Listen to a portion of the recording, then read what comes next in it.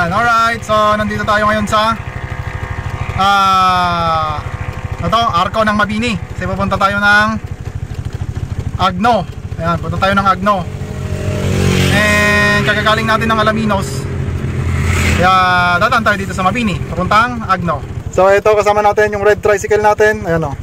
Yan yung Arco ng Mabini. So, medyo matagal-tagal pa bago tayo makapunta doon sa may Agno. Ayan. Alright, so nandito na tayo sa junction papuntang Agno. Ayan. So, huwag nyo na lang pansinin yung mga mukha dyan. Ayan.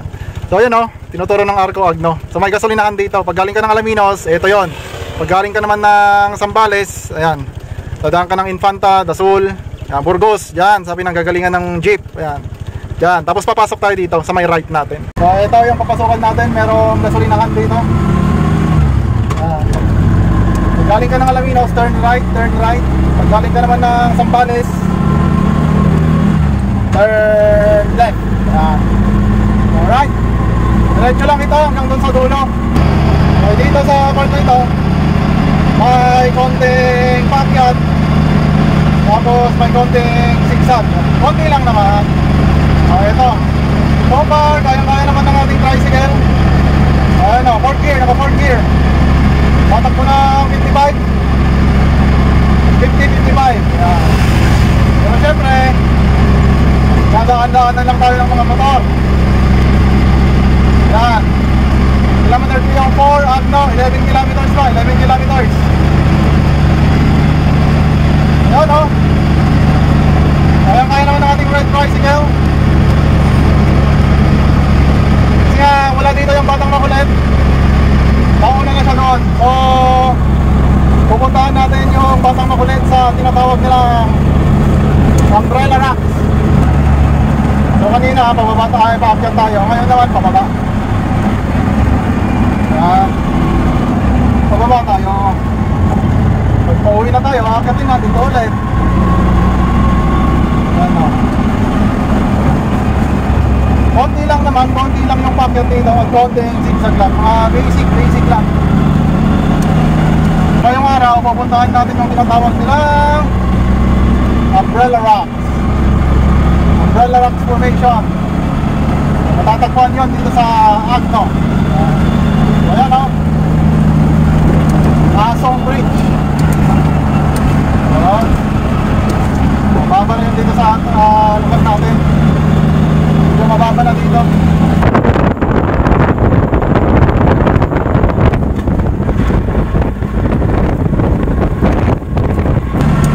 Dito na tayo sa Agno. Ayan. Nakikita niya yung tulay na yan. Yan na yun. Agno, home of the Umbrella Rocks. Dito tayo ng Agno. Pero hindi tayo dadaan dun sa may tulay. Dito tayo sa right. Sa right tayo. Ayan. Alright. Tapos na tawag doon, Barangay Bukoy. Magta-turn left tayo dito. Turn left. So ito na, malapit na tayo. Malapit na tayo dito sa ating pupuntahan. Alright. Yan, nakikita nyo na yung tubig. Beach na yan, dagat. Ito na yan. So, dry ang paligid. May mga pinapatayong pond dito. Pinapatayong establishment. Possible, resort. Ito, resort. Pero dito tayo sa public. Okay, ang nagmamanage nito, LGU. Yan, LGU. Yun o. Agno. Video.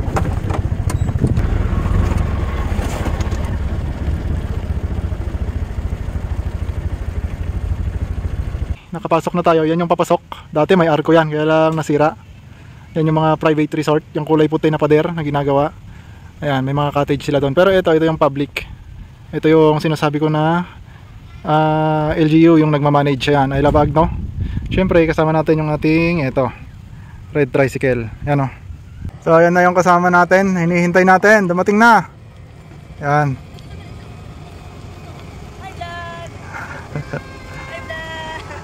Hi! So ayan oh, nakahanap tayo ng tables and chairs. Bam! Oh. So ito yung dalawang batang kasama natin. Say hi! Oh, shy type sila ngayon, shy type. Ayun, medyo malayo. Yan, nakita nyo, meron na rin silang banana boat dito. Banana boat, ayun. Medyo malayo nga lang, hindi natin makita ng malapitan. Ayun oh.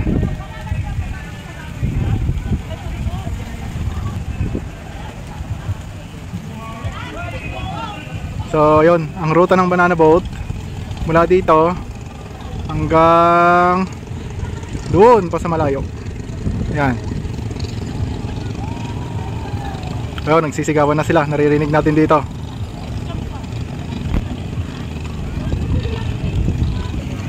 And napapansin din natin maraming mga commercial fishing vessel na dito sa gilid, ano? Hindi lang bangka, yung malalaking bangka talaga na pangisda. Ayan, dito sa gilid meron din doon sa pinakadulo. Ayan, hindi natin makita, malayo, pero nandun sa pinakadulo kitang kita ng mata, dalawa. So ito yung mga kasama natin. Yan, yung iba tulog dahil magandang simoy ng hangin dito.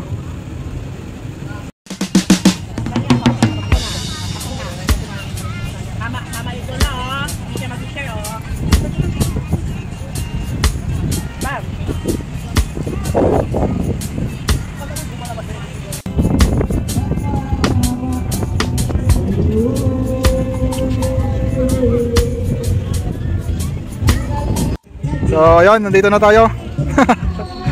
Umbrella Rocks, ayan. Puntahan natin yung rock formation dito na mukhang payong. So ito yung beach, low tide. Hindi buhangin, kundi bato. Ayan, bato. Bato ang parang flooring nito. Bato. So ayan, kasama natin yung mga batang makukulit.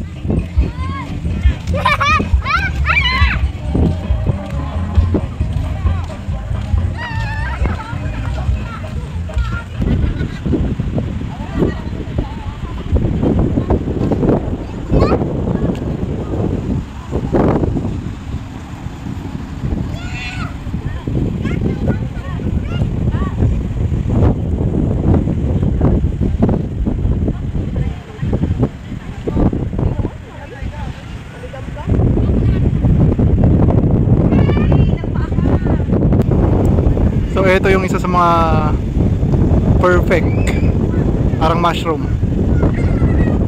Yan o. Yung iba hindi na siya parang mushroom, pero parang payong pa rin. Yun yung mga kasama natin, mga batang makulit.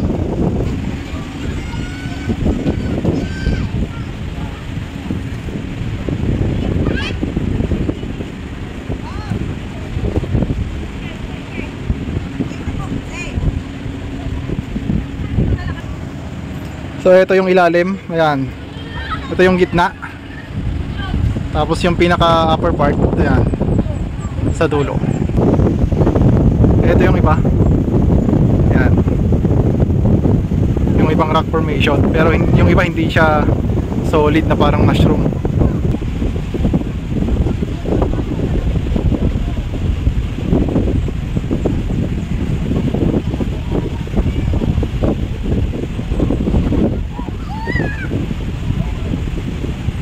So ayun, enjoy yung mga bata. Siyempre, enjoy din yung mga matatanda. Yan.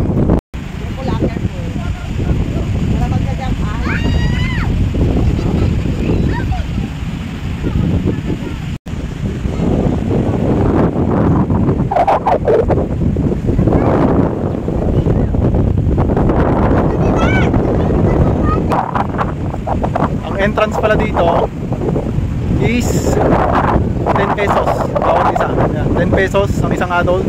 10 years old pataas, pero 10 years old pababa, libre. Minsan, nagsisingil din sila doon sa barangay hall na environmental fee. Yan. So 10 pesos doon sa environmental fee, 10 pesos din dito sa entrance. Yung kanilang tables and chairs, yan, nasa 200 pataas. Depende na yon dito. Yan. susubukan natin lakad dito. Yan, bato talaga dito, walang buhangin. Bato ang nilalakaran natin. So ayun, yung isa sa mga magandang formation nasa likod natin. Yan, bato siya, buhangin. Yan, dagat, ito na. Oh, South China Sea na yan, nasa likod.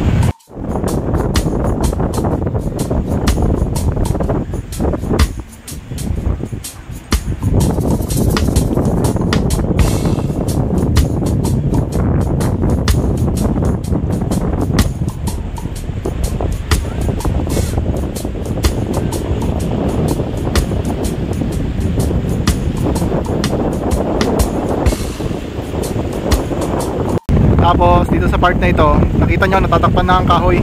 May parola sa taas, may parola sa taas. Ano?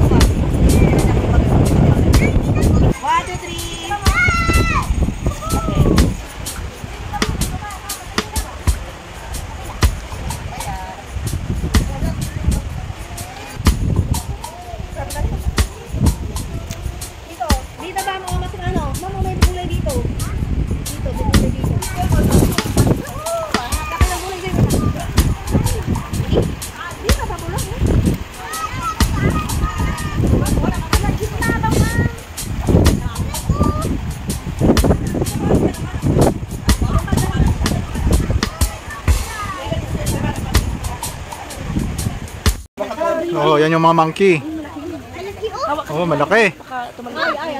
Ayun yung may baby monkey na. Oh, yan na siya, ang laki. Ayun yung baby monkey.